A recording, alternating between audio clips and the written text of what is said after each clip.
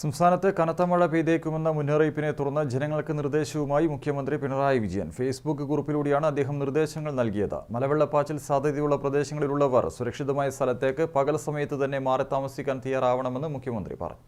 സ്ഥിരമായി വെള്ളക്കെട്ട് രൂപപ്പെടാറുള്ള താഴ്ന്ന പ്രദേശങ്ങളിൽ താമസിക്കുന്നവർ സാഹചര്യം വിലയിരുത്തി തയ്യാറാക്കപ്പെടുന്ന ക്യാമ്പുകളിലേക്ക് മാറണം. വിവിധ തീരങ്ങളിൽ കടലാക്രമണം ശക്തമാകാൻ സാധ്യതയുള്ളതിനാൽ ജാഗ്രത പാലിക്കണം.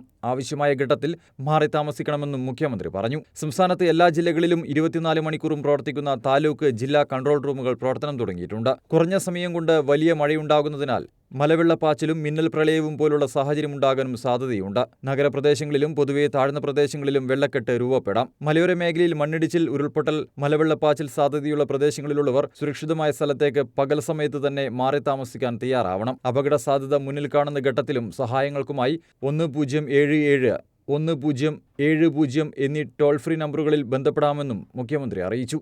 News desk, Kannur vision.